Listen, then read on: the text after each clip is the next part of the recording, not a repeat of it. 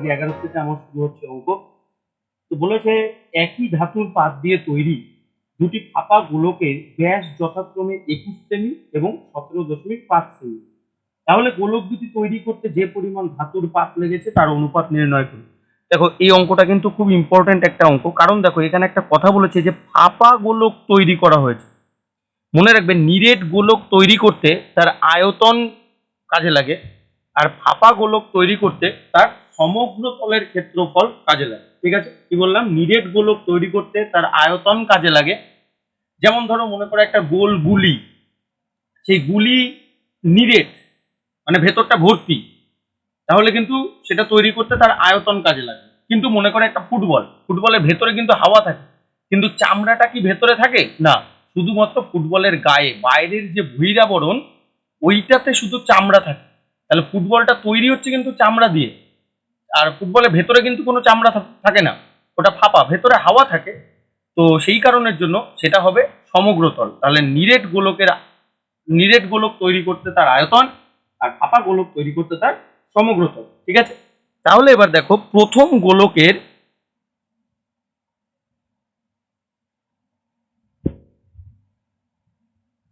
গোলকের ব্যাস আমাকে কত বলা আছে? 21 সেমি। ব্যাস সমান সমান 21 সেমি। ঠিক আছে, তাহলে ব্যাস যদি 21 সেমি হয় তাহলে ব্যাসার্ধ কি হবে? বাই 2, তাহলে 21/2 সেমি। ঠিক আছে, এইবার দেখো তাহলে গোলকটি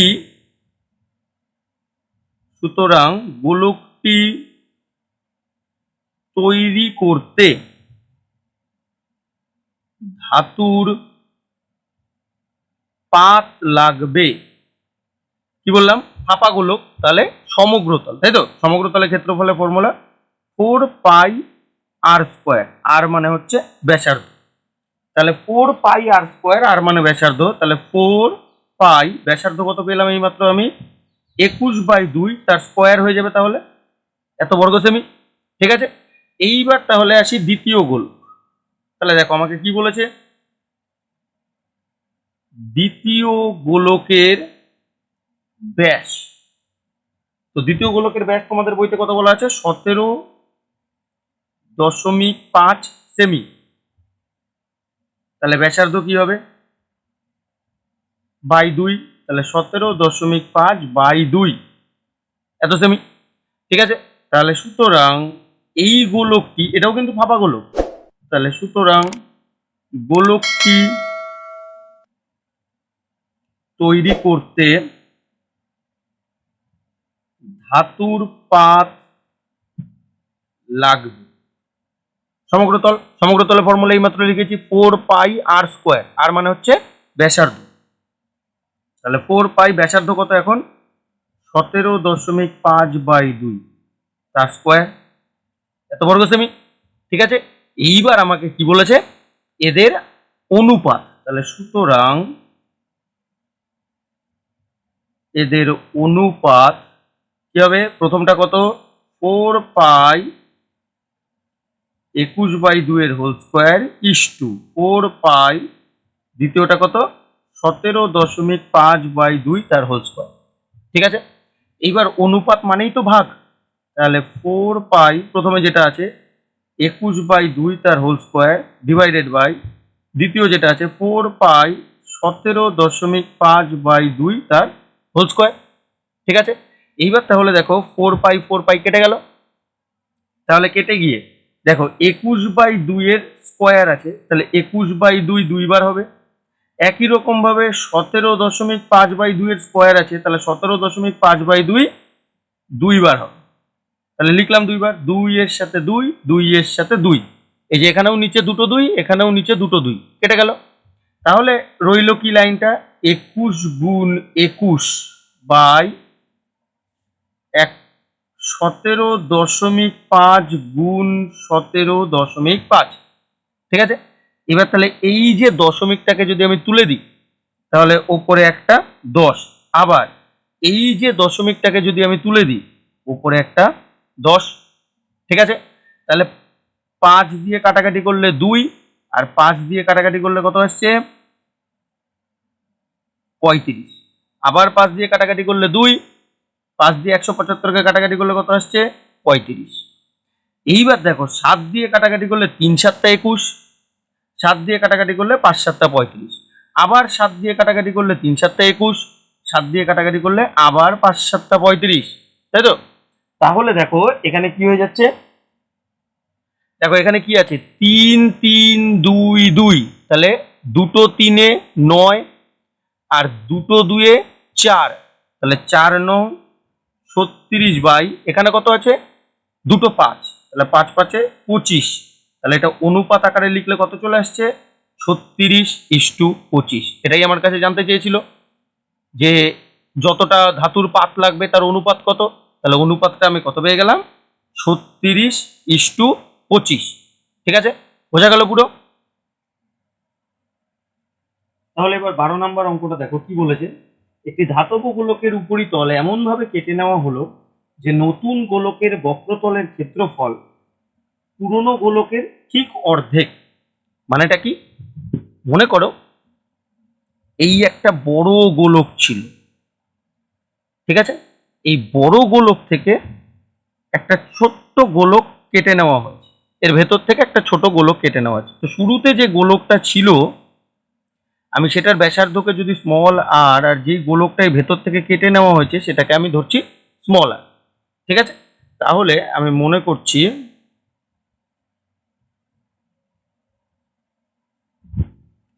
প্রদত্ত গোলকের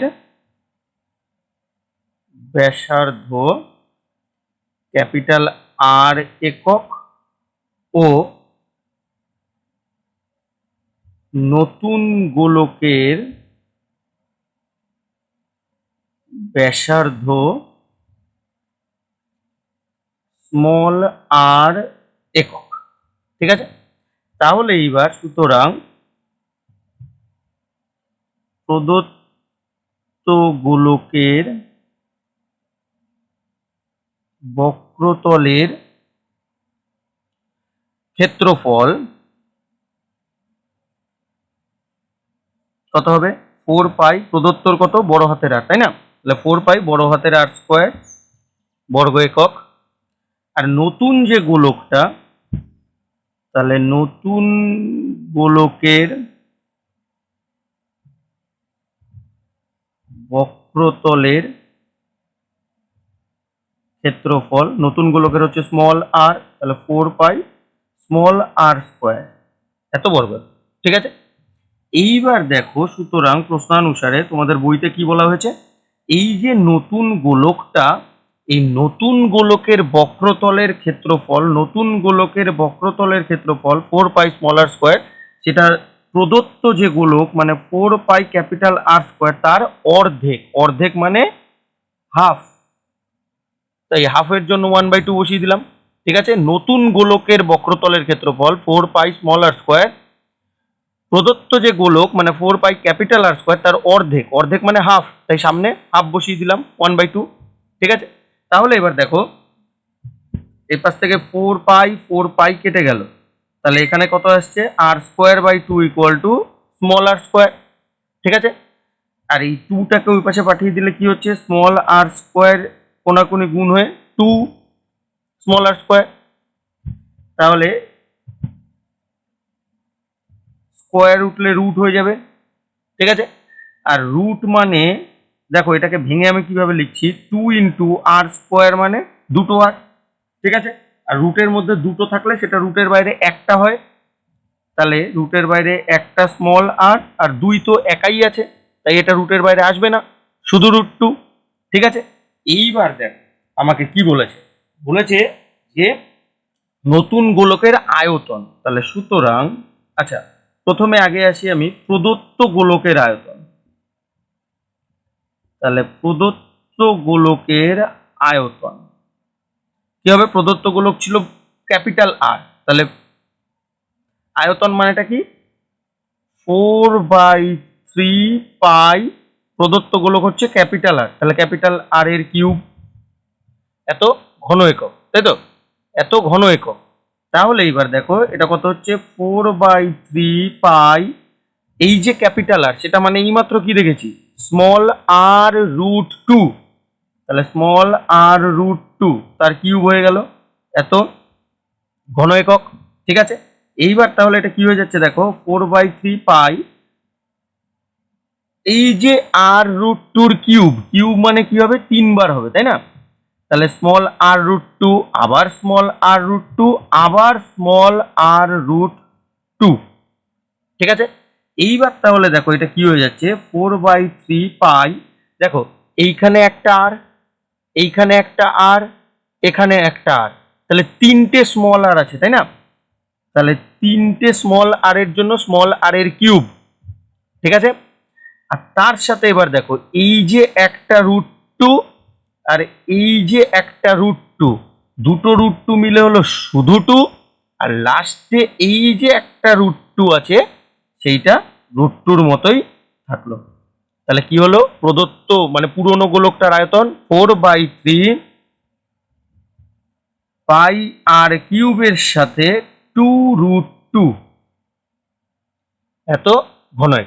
ঠিক আছে, এটা কিন্তু প্রদত্ত মানে শুরুতে যে গোলকটা বলেছিল সেইটা। ঠিক আছে, আর নতুন যে গোলকটা কেটে নিয়েছি আমরা তার আয়তন তাহলে কি হবে, তাহলে নতুন গোলকের আয়তন, নতুন গোলকের ব্যাসার্ধকে স্মল আর ধরেছি, তাহলে আয়তন কি হবে, 4/3 পাই স্মল আর এর কিউব, তাই তো, 4/3 পাই স্মল আর এর কিউব এত ঘন একক। ঠিক আছে, এইবার তাহলে সুতরাং দেখো অবশিষ্ট যে গোলকটা পড়ে আছে, কেটে নেওয়ার পরে যে গোলকটা পড়ে আছে, তাহলে অবশিষ্ট গোলকের আয়তন দেখো কতটা পড়ে আছে জানতে গেলে আমরা কি করব, যেমন ধরো মনে করো তোমার কাছে 5টা পেন ছিল, কোনো একজনকে 2টো পেন দিয়ে দিয়েছে, তাহলে অবশিষ্ট কটা পেন তোমার কাছে আছে জানতে গেলে কি করব, বিয়োগ। একই রকম ভাবে শুরুতে একদম শুরুতে গোলকটার আয়তন কত ছিল, এই মাত্র করেছি 4/3 পাই স্মল আর কিউবের সাথে একটা 2√2, আর এইটুকু তো আমি নতুন গোলক কেটে নিয়েছি, এটুকু কেটে নেওয়া হয়ে গেছে, তাহলে কতটুকু পড়ে আছে জানতে গেলে কি করব, এটাকে আমি বিয়োগ করে দেবো তাই না, তাহলে বিয়োগ করে দিলাম এত ঘন একক। ঠিক আছে, এত ঘন একক। এইবার তাহলে দেখো 4/3 পাই ক্যাপিটাল স্মল আর কিউব 2√2 মাইনাস এই যে 4/3 পাই এই যে আর কিউব, এইটার সাথে আমি ইনটু 1 লিখতে পারি, কারণ কোনো কিছুর সাথে আমি 1 গুণ করতেই পারি, কোনো কিছুর সাথে 1 গুণ করলে তো সেইটাই হয় তাই না, 2 অক্ষে 2 3 অক্ষে 3 মানে 1 গুণ করলে সেইটাই হয়, তাই আমি এখানে 1 গুণ করলাম। এইবার দেখো এইটাতেও আছে 4/3 পাই আর কিউব, এইটাতেও আছে কিন্তু 4/3 পাই আর কিউব, তাহলে এখান থেকে যদি আমি 4/3 পাই আর কিউব কমন নিই, তাহলে প্রথমটায় কে পড়ে আছে 2√2, মাঝখানে কি চিহ্ন মাইনাস, আর লাস্টেরটায় কে পড়ে আছে 1, তাহলে 2√2 মাইনাস 1। ঠিক আছে, এটা আসলে আমার অবশিষ্ট গোলকের আয়তন। এইবার আমাকে কি বলেছে, কেটে নেওয়া অংশের সাথে অবশিষ্ট গোলকের আয়তনের অনুপাত, কেটে নেওয়া অংশের সাথে, কিন্তু কেটে নেওয়া মানে হচ্ছে নতুন যে গোলকটা তুমি কেটে নিয়েছো তার আয়তন পেলাম কি 4/3 পাই স্মল আর কিউব, আর অবশিষ্ট গোলক কি পেলাম 4/3 পাই স্মল আর কিউবের সাথে 2√2 মাইনাস 1। তাহলে এইবার আমার কাছে জানতে চেয়েছে কি এদের অনুপাত, তাহলে অনুপাত মানে ইস্টু, তাহলে কেটে নিয়েছিলে নতুন গোলক 4/3 পাই স্মল আর কিউব, আর অবশিষ্ট পড়ে রয়েছে 4/3 পাই স্মল আর কিউবের সাথে 2√2 মাইনাস 1। ঠিক আছে, তাহলে এটা কি হয়ে যাচ্ছে দেখো তো, অনুপাত মানেই ভাগ, তাহলে এটাকে আমি ভাগ করে দিলাম 4/3 পাই স্মল আর কিউব ব্র্যাকেটে 2√2 মাইনাস 1। দেখো 4/3 4/3 পাই পাই আর কিউব, তাই তো, তাহলে দেখো তো উপরে তো সবই কেটে গেছে, তাহলে 1/2√2 মাইনাস 1, তাহলে এটাকেই যদি অনুপাত করে লেখো কি হবে 1:2√2 মাইনাস 1, এটাই তাহলে নির্ণীয় অনুপাত। ঠিক আছে, বোঝা গেল পুরো। এবার তাহলে 13 অঙ্কটা করা যাক। কি বলেছে, 14 সেমি ব্যাসার্ধ বিশিষ্ট একটি ভূগোলকের, তাহলে ভূগোলক মানে গ্লোব, যার ভেতরটা ফাঁপা কিন্তু, হ্যাঁ, তাহলে ভূগোলকের ব্যাসার্ধ কত বলে দিয়েছে, সমান সমান 14 সেমি। ঠিক আছে, এইবার তাহলে এই যে ভূগোলকটা আমি তৈরি করছি ফাঁপা, তা ফাঁপা জিনিস তৈরি করতে কি সমগ্র তলের ক্ষেত্রফল, একটু আগেই বলেছি। তাহলে সুতরাং ভূগোলকটিতে সমগ্র তল কিন্তু, হ্যাঁ, তাহলে ভূগোলকটিতে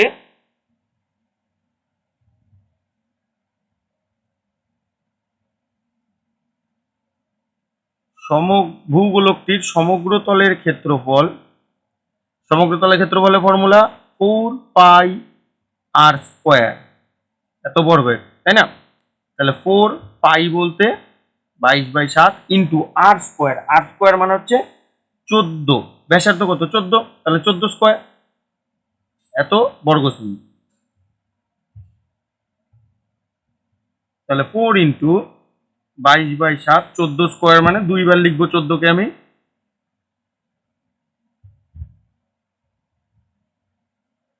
তাহলে পরে রইল কত 4 গুণ 22 গুণ 2 গুণ 14, এত বর্গ সেমি। তাহলে এটাকে গুণ করলে কত আসছে 2 4 6 4, 2464 বর্গ সেমি। ঠিক আছে, এইটা চলে আসলো কি ভূগোলকটির সমগ্র তলের ক্ষেত্রফল বা বক্রতলের ক্ষেত্রফল। এইবার বলেছে ভূগোলকটির অক্ষটির বক্রতলে 0.7 সেমি দৈর্ঘ্যের ব্যাসার্ধ বিশিষ্ট দুটি বৃত্তাকার ছিদ্র করা হয়েছে, দুটি বৃত্তাকার ছিদ্র করা হয়েছে। তাহলে দেখো প্রতিটি বৃত্তাকার, প্রতিটি বৃত্তাকার ছিদ্রের ব্যাসার্ধ কত বলেছে 0.7 সেমি। তাহলে প্রতিটি বৃত্তাকার ছিদ্রের ব্যাসার্ধ কত বলেছে 0.7 সেমি। তাহলে বৃত্তাকার ছিদ্র বলেছে কিন্তু, তাহলে ক্ষেত্রফল কি হবে, নবম শ্রেণীতে আমরা শিখেছি বৃত্তের ক্ষেত্রফল কি হয়, পাই ইন্টু ব্যাসার্ধর স্কোয়ার, তাই তো, পাই ইন্টু ব্যাসার্ধ মানে এই যে আর এর স্কোয়ার, এত বর্গ সেমি। তাহলে দেখো এটা কত চলে আসছে, পাই ব্যাসার্ধ কত 0.7 তার স্কোয়ার, এত বর্গ সেমি। ঠিক আছে, এইবার দেখো এই যে এটা কিন্তু প্রতিটি বৃত্তাকার ছিদ্র, মানে একটা বৃত্তাকার ছিদ্রের এইটা, এবার তুমি দুটি বৃত্তাকার ছিদ্র করেছো, তাহলে সুতরাং দুটি বৃত্তাকার ছিদ্রের ক্ষেত্রফল কি হবে, এইটা একটা 2 দিয়ে গুণ হয়ে যাবে, তাহলে 2 গুণ হয়ে যা ছিল পাই 0.7 এর হোল স্কোয়ার, তাহলে এই যে পাই 0.7 এর হোল স্কোয়ার, এত বর্গ সেমি। ঠিক আছে, তাহলে 2 ইন্টু পাই মানে হচ্ছে 22/7 ইন্টু 0.7 এর স্কোয়ার আছে মানে আমি 0.7 কে 2 বার লিখব। ঠিক আছে, তাহলে এইটা উঠলে নিচে একটা 10, আবার এইটা উঠলে নিচে একটা 10, আর একটা 7, একটা 7 কেটে গেল। ঠিক আছে, তাহলে পড়ে রইল কি 2 গুণ 22 গুণ 7 বাই 10, 10 কে 100, তাহলে এটা করলে কত চলে আসছে 3.008, 3.08, এটা কিন্তু 8, হ্যাঁ, 3.08 এত বর্গ সেমি। ঠিক আছে, এইবার তাহলে বলেছে যে তাহলে ভূগোলকটির ধাতব পাতের ক্ষেত্রফল, তাহলে দেখো সুতরাং ভূগোলকটির ধাতব পাতের ক্ষেত্রফল, ভূগোলকটির ধাতব পাতের ক্ষেত্রফল, তাহলে দেখো পুরো ভূগোলকটা কত ছিল 2 4 6 4, 2464। এইবার তুমি তার মধ্যে তো দুটো ছিদ্র করেছো, সেখানে তো কোনো পাত লাগাওনি। যদি কোনো কিছুর মধ্যে আমরা ছিদ্র করি, মনে করো একটা দেয়ালের মধ্যে ছিদ্র করা হয়েছে, তো সেই ছিদ্রযুক্ত অংশটাই কি ইট থাকে, থাকে না? এমনই ভূগোলকটা পুরোটা হচ্ছে 2 4 6 4, 2464, 2464। এবার তার মধ্যে তো এতটা ছিদ্র করা হয়েছে, তাহলে সেখানে তো কোনো পাত নেই, তাহলে ধাতব পাতের ক্ষেত্রফল থেকে এই যে ছিদ্র পেয়েছি এটা কি হবে, বিয়োগ যাবে। তাহলে বিয়োগ 3.08 এত বর্গ সেমি। ঠিক আছে, তাহলে কত চলে আসছে, 2460.92 এত বর্গ সেমি। তাহলে এবার 14 নম্বর অঙ্কটা করা যাক। এই 14 অঙ্কটা কিন্তু খুব ইম্পর্টেন্ট একটা অঙ্ক, তাই আমি এটাকে ভিভিআই দিচ্ছি। বলেছে 8 সেমি দৈর্ঘ্যের ব্যাসার্ধের একটি নিরেট লোহার গোলক গলিয়ে, তাহলে নিরেট লোহার গোলকের ব্যাসার্ধ, নিরেট লোহার গোলকের ব্যাসার্ধ কত বলা আছে আমাকে, 8 সেমি।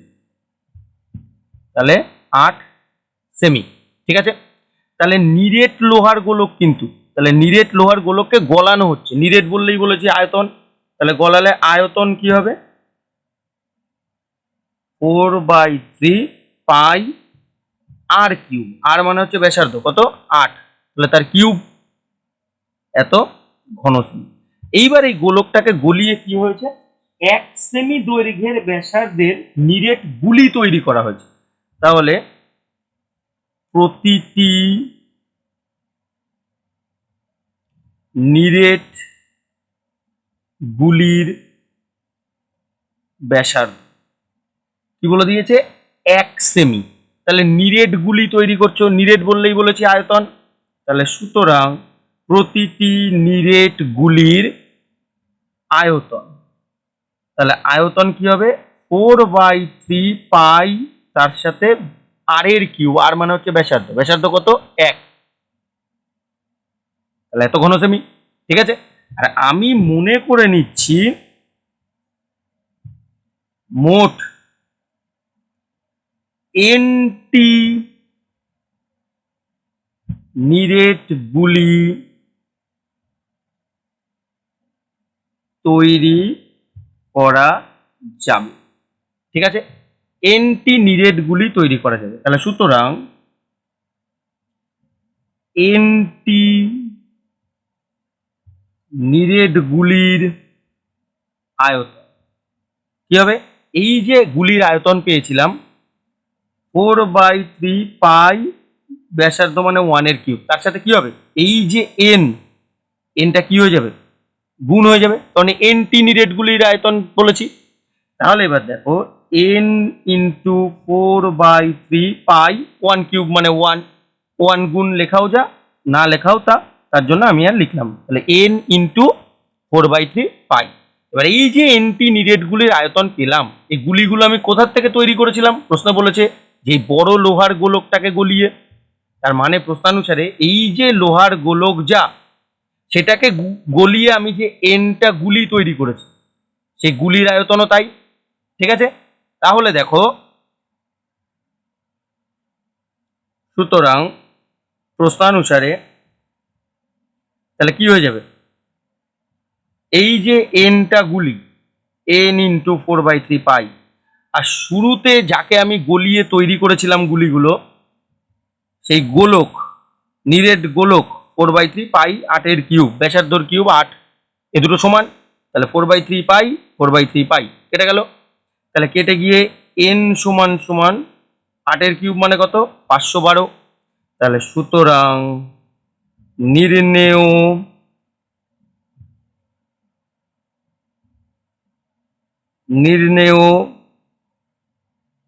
নিরেট গুলির সংখ্যা সমান সমান 512টি। ঠিক আছে, এবার তোমাদের বইতে যেগুলো এমসিকিউ আছে, সবার প্রথম বলেছে, প্রথম এমসিকিউটা রোমান 1, 2r একক ব্যাসার্ধ বিশিষ্ট নিরেট গোলকের আয়তন, তাহলে নিরেট গোলকের ব্যাসার্ধ কত বলেছে, 2r একক। ঠিক আছে, তাহলে সুতরাং আয়তন কি হবে 4/3 পাই, তার সাথে কি হয় আয়তনে ব্যাসার্ধর কিউব, তাহলে ব্যাসার্ধ কত 2r, তার কিউব, এত ঘন একক, তাহলে এটা কত চলে আসছে 4/3 পাই ইন্টু 2 এর কিউব মানে 8, তার সাথে স্মল আর এর কিউব, ঠিক আছে, এত ঘন একক। তাহলে এবার দেখো তো এটা কত হচ্ছে, এই যে 4 আছে আর এখানে 8, তাহলে 4 8 32 পাই আর কিউব, আর নিচে কত ছিল এখানে 3, ঠিক আছে। তাহলে এটা কোন অপশনে আছে বইতে, অপশন এ তে, ঠিক আছে।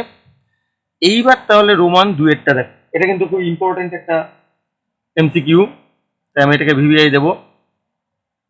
আমাকে কি বলেছে, দুটি নিরেট গোলকের আয়তনের অনুপাত 1:8, বক্রতলের ক্ষেত্রফলের অনুপাত, ঠিক আছে। আমি মনে করছি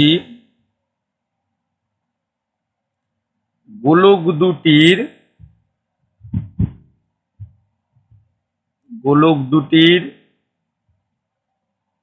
ব্যাসার্ধ যথাক্রমে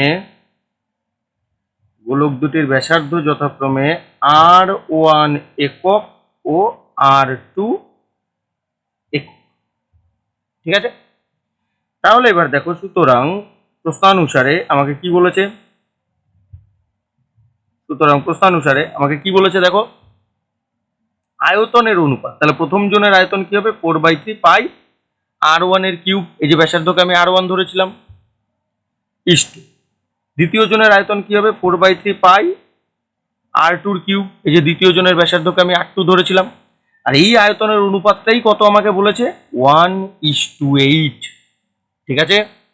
তাহলে এবার দেখো অনুপাত মানেই কি ভাগ, তাহলে 4/3 পাই r1 এর কিউব বাই দ্বিতীয়তে আছে 4/3 পাই r2 এর কিউব ইকুয়াল টু 1:8, মানে 1, অনুপাত মানেই ভাগ, তাহলে 1/8 8, ঠিক আছে। তাহলে 4/3 পাই পাই, ঠিক আছে। তাহলে এবার এটা পড়ে রইল কি দেখো তো, r1 এর কিউব বাই r2 এর কিউব, ঠিক আছে, ইকুয়াল টু 1 কে আমি 1 এর কিউব লিখতেই পারি, কারণ 1 এর কিউব মানে 1 নিজেই, বাই 8 কে আমি কি করব 2 এর কিউব লিখব, ঠিক আছে।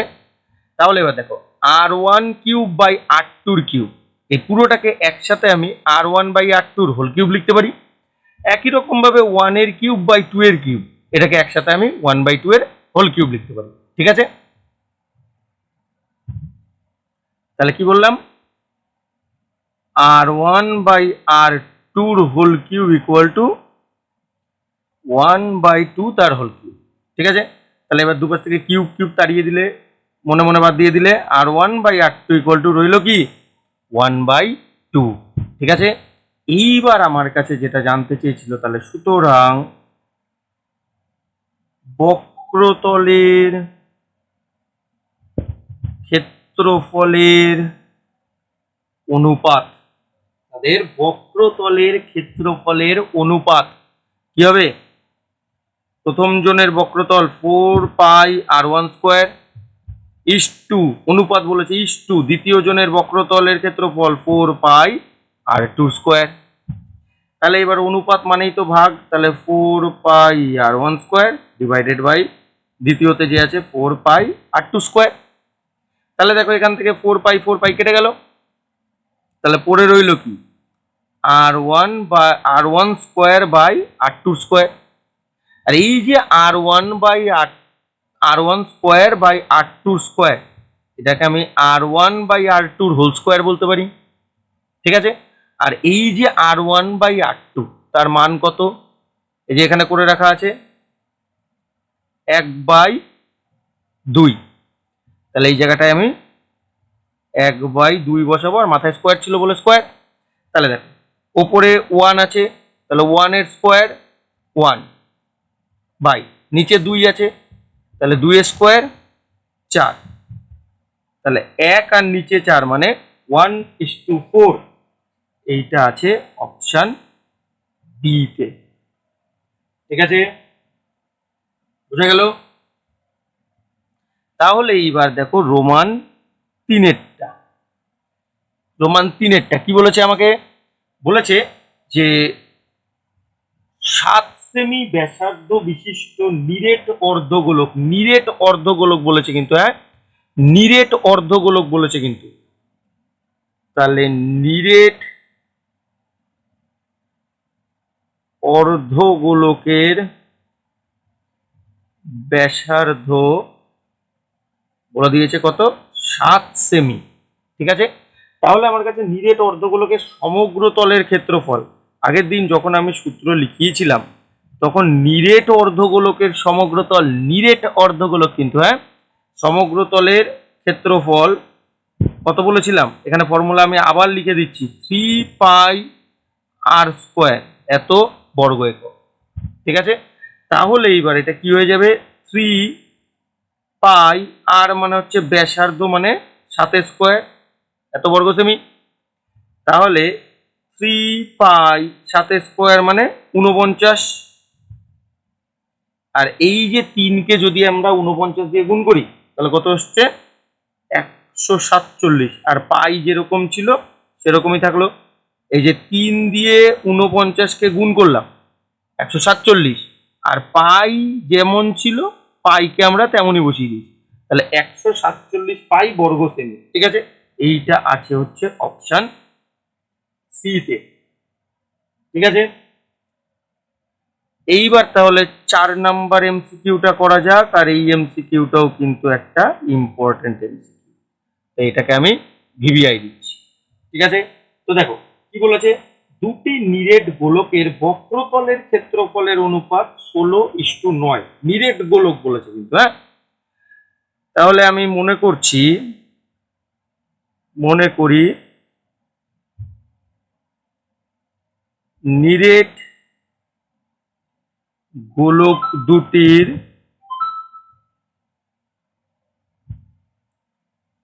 ব্যাসার্ধ যথাক্রমে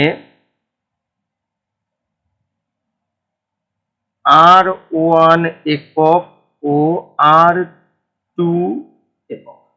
ঠিক আছে, তাহলে এইবার সুতরাং প্রশ্নানুসারে দেখো আমাকে কি বলেছে, যে বক্রতলের ক্ষেত্রফলের অনুপাত, তাহলে বক্রতল কি হবে? প্রথম জনের 4π, প্রথমটাকে কি ধরেছি? R1, তাহলে বক্রতল 4πr1², ইস্ট দ্বিতীয়টা কি হবে? 4π দ্বিতীয় জনের ব্যাসার্ধ R2, তাহলে R2²। ঠিক আছে, এইটাই নাকি বলেছে 16:9। তাহলে এবার অনুপাত মানেই ভাগ, তাহলে 4πr1² by 4πr2² equal to অনুপাত মানেই ভাগ, তাহলে 16/9। ঠিক আছে, এইবার তারপরে দেখো তাহলে এই যে 4π কাটাকাটি হয়ে যাবে। ঠিক আছে, তাহলে আমার পড়ে রইল কি? তাহলে দেখো পড়ে রইল কি? R1 এর স্কোয়ার বাই R2 স্কোয়ার, তাহলে সেইটাকে আমি R1 by R2 whole square লিখতে পারি। আর এখানে কি ছিল? 16/9। ঠিক আছে, তাহলে এবার দেখো স্কোয়ার যদি আমি তুলতে চাই আমাকে কি করতে হবে? এই পাশে স্কোয়ার উঠে রুট বানিয়ে দিতে হবে, তাই না? তাহলে 16/9, রুট অফ 16/9। ঠিক আছে, তাহলে এইবার দেখো R1 by R2 equal to 16 root মানে 4/9 রুট মানে 3। ঠিক আছে, এইবার তাহলে যেটা বলেছে আমাকে, তাহলে সুতরাং তাদের আয়তনের অনুপাত, তাহলে আয়তনের অনুপাত কি হবে? প্রথম জনের আয়তন 4/3 পাই আয়তন ব্যাসার্ধর কিউব, তাহলে প্রথম জনের ব্যাসার্ধ R1 তার কিউব, ইস্টু দ্বিতীয়টা কি হবে? 4/3 পাই ব্যাসার্ধ R2 কিউব। এইবার তাহলে অনুপাত মানে কি? ভাগ হয়ে যাবে, তাই না?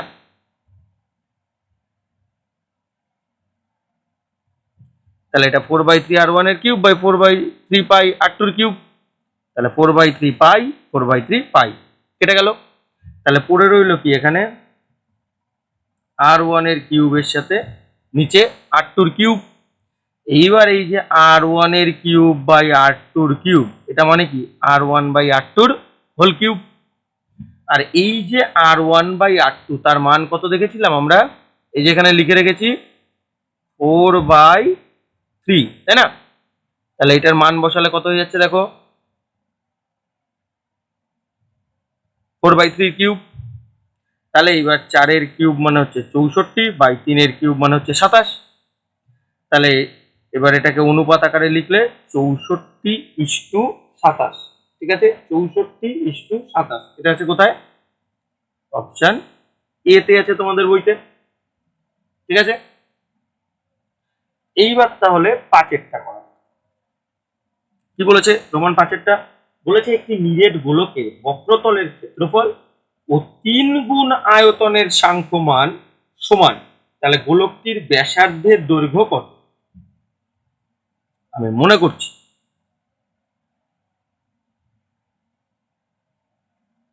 গোলকটির ব্যাসার্ধ স্মল আর একক, ঠিক আছে? তাহলে এবার সুতরাং বক্রতলের ক্ষেত্রফল তাহলে কত হবে? তাহলে সুতরাং বক্রতলের ক্ষেত্রফল কত হবে? 4πr², এত বর্গ একক। আর আয়তন কত হবে?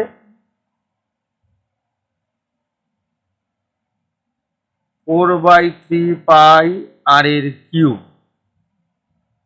এত ঘন একক, ঠিক আছে? এইবার আমাকে কি বলেছে দেখো, তাহলে সুতরাং প্রশ্নানুসারে বলেছে গোলকটির আয়তনের 3 গুণ, এই যে আয়তন 4/3πr³ তার মানে ইন্টু 3 গুণ, এই যে 3, সেইটাই নাকি তার বক্রতলের ক্ষেত্রফলের সাথে সমান। তাহলে ইকুয়াল টু এই যে বক্রতলের ক্ষেত্রফল 4πr²। তাহলে 3 3 কেটে গেল। তাহলে দেখো এখানে কি পড়ে রয়েছে 4π, এই যে আর এর কিউব মানেটা কি? 3টে আর, তাহলে আর আর আর, এই যে 3টে আর লিখলাম। একই রকম ভাবে 4πr² মানে কি? 2টো আর, এই যে আর তার সাথে আর লিখলাম। তাহলে দেখো এই যে 4π কেটে গেল, ঠিক আছে? এইবার তাহলে দেখো এই আর দিয়ে আর কাটলে 1, আবার আর দিয়ে আর কাটলে 1। তাহলে দেখো এখানটায় কি পড়ে আছে, এই পাশে এই যে একটা আর পড়ে আছে, তাই না? আর এইখানে দেখো 1 গুণ আরো একটা 1, তাহলে এক অক্ষে কি হবে? 1, ঠিক আছে? আর এই যে আর, এই আর কেই তো আমি ধরেছিলাম ব্যাসার্ধ, তাই না? তাহলে সুতরাং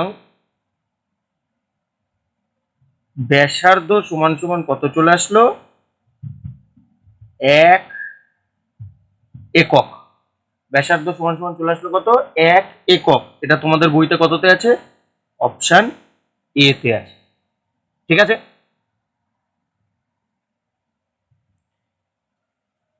এইবার 15 বিয়ে সত্য না মিথ্যা? রোমান 1-এ যেটা আছে বলেছে একটি নিরেট গোলকের ব্যাসার্ধ দ্বিগুণ করলে গোলকটির আয়তনও নাকি দ্বিগুণ হয়। তাহলে আমি মনে করছি গোলকটির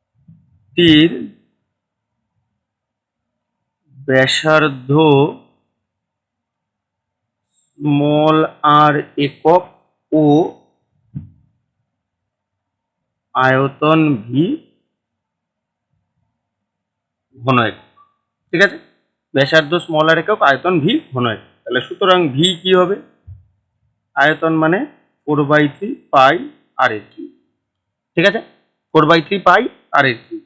এইবার বলেছে ব্যাসার্ধকে দ্বিগুণ করা হয়েছে, তাহলে ব্যাসার্ধ দ্বিগুণ হলে ব্যাসার্ধ হবে 2r একক। দ্বিগুণ মানে সামনে একটা 2 চলে আসবে, 2r একক। তাহলে এইবার সুতরাং তখন তাহলে আয়তন কত হবে? আয়তন 4/3 পাই ব্যাসার্ধর কিউব, ব্যাসার্ধ মানে এখন কত 2r, তার কিউব এত ঘন একক। ঠিক আছে, তাহলে এবার দেখো এটা কত চলে আসছে 4/3 পাই 2 এর কিউব মানে 8, আর এর কিউব যেমন ছিল তেমনই থাকলো, এত ঘন একক। তাহলে এইবার দেখো এই যে 4/3 পাই তার সাথে আর কিউব, 4/3 পাই তার সাথে আর কিউব, এটা মানে কি? এই যে 4/3 পাই তার সাথে আর কিউব, এটা মানে কি? ভি, তাই না? তাহলে এটার জায়গায় বসিয়ে দেবো ভি, আর এই জায়গাটা 8 যেমন ছিল 8কে আমি তেমনই রেখে দিলাম। ঠিক আছে, তাহলে ভি এর সাথে কত হলো 8, তাই না? তাহলে আয়তন কত? সামনে 8 আছে মানে 8 গুণ, কিন্তু বইতে বলেছে আয়তন হবে দ্বিগুণ, তাহলে বইতে যেটা বলা আছে সেটা মিথ্যা। ঠিক আছে, এই 8 সামনে থাকা মানে 8 গুণ, কিন্তু বইতে বলেছে দ্বিগুণ, তাহলে এটা মিথ্যা। এইবার বলেছে দুটি অর্ধগোলকের বক্রতলের ক্ষেত্রফল 4:9, তাহলে তাদের ব্যাসার্ধের অনুপাত রোমান 2। আমি মনে করছি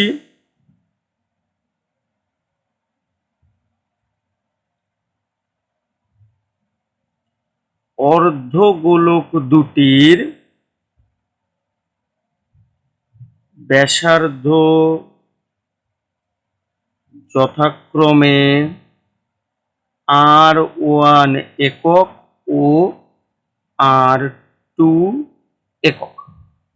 ঠিক আছে, তাহলে এইবার দেখ প্রশ্নে কি বলেছে, তাদের বক্রতলের ক্ষেত্রফলের অনুপাত 4:9, বক্রতলের ক্ষেত্রফলের অনুপাত 4:9। তাহলে অর্ধগোলকের বক্রতল প্রথমটার কি হবে 2 পাই R1 স্কোয়ার ইস্টু দ্বিতীয়টার কি হবে 2 পাই দ্বিতীয় জনের ব্যাসার্ধ কত R2, R2 স্কোয়ার কত বলেছে 4:9।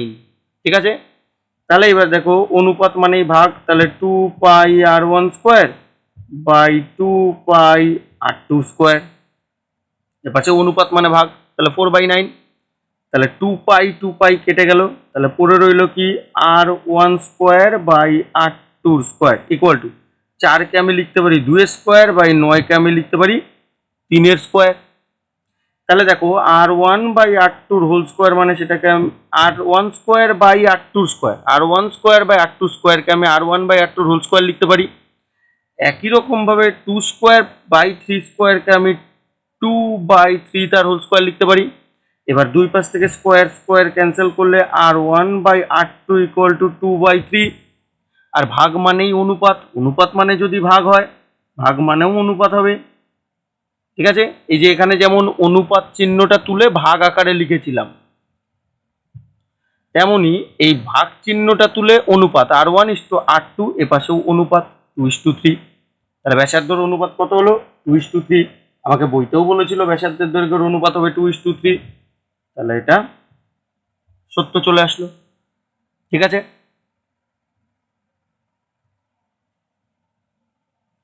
এরপরে তোমাদের বইতে যেটা সি সেকশনে আছে শূন্যস্থান পূরণ, প্রথমে বলেছে একতল বিশিষ্ট ঘনবস্তু মানে যার একটাই তল, মনে করো একটা ফুটবল, এই যে এই গোল এই অংশ, এর তো এই যে শুধু এই ভেতরের এই একটাই তল, এই যে ভেতরের জায়গাগুলো,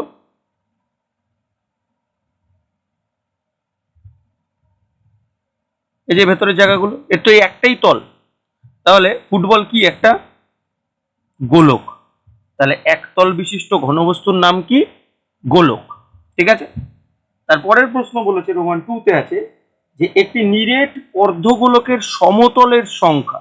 তাহলে আমি যদি একটা অর্ধগোলক আঁকি, এই যে মনে করো একটা বাটি, এইটার এই যে নিচের যে অংশটা, এই যে অংশটা, এই যে দাগ দিয়ে বোঝাচ্ছি যেগুলো, এই অংশটা হচ্ছে এর বক্রতল,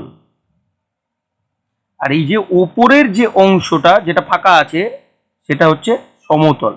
তাহলে মনে রাখবে যে নিরেট অর্ধগোলকের নিচটা হয় বক্রতল, দেখো বাঁকানো অংশ, এই যে চাঁদের মতো একটা বাঁকানো অংশ, এই বাঁকানোর জন্য এটা বক্রতল, আর উপরেরটা কি সমান একদম, তাই এটা সমতল। তাহলে কয়টা সমতল হলো, একটাই সমতল আর একটা বক্রতল, তাহলে আমাকে বইতে জানতে চেয়েছে যে সমতলের সংখ্যা কটি, তাহলে সমতলের সংখ্যা একটি। যদি জিজ্ঞেস করা হতো বক্রতলের সংখ্যা কটি, তাও হতো একটি। কিন্তু যদি বলতো শুধু তলের সংখ্যা কটি, নিরেট অর্ধগোলকের তলের সংখ্যা কটি, তখন কিন্তু দুটো হতো, একটা হতো সমতল, একটা হতো বক্রতল। কিন্তু শুধু সমতল বললেও একটি, শুধু বক্রতল বললেও একটি, কিন্তু তল বললেই দুটি। ঠিক আছে, সমতল বা বক্রতল কিছু উল্লেখ না করে শুধু তল বললে উত্তর হতো দুটি। ঠিক আছে, এরপরে রোমান 3-এরটাতে বলেছে একটি নিরেট অর্ধগোলকের ব্যাসার্ধের দৈর্ঘ্য 2r একক। তাহলে ব্যাসার্ধ কি বলেছে, 2r একক। ঠিক আছে, তাহলে আমার কাছে জানতে চেয়েছে সুতরাং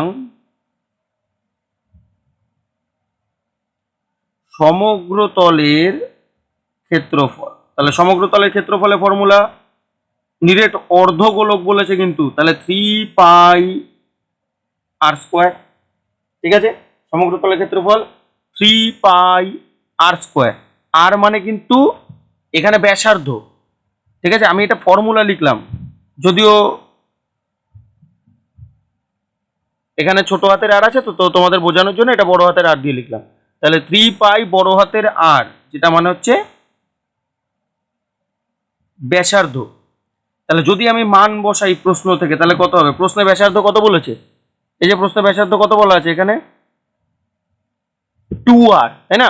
তাহলে এই যে ব্যাসার্ধর জায়গায় কি বসবে, 2r, আর মাথায় একটা স্কোয়ার ছিল বলে দিলাম স্কোয়ার, এত বর্গ একক। তাহলে দেখো 3π ইন্টু 2 স্কোয়ার মানে 4, আর r স্কোয়ার যেমন ছিল তেমনই রেখে দিলাম। তাহলে দেখো 3×4=12, তাহলে এখানে আছে পাই আর এখানে আছে r স্কোয়ার, তাহলে 12πr² বর্গ। এবার তোমাদের বইতে দেখো πr² অংশটা আছে, তাহলে শূন্য স্থানে কোনটুকু হবে?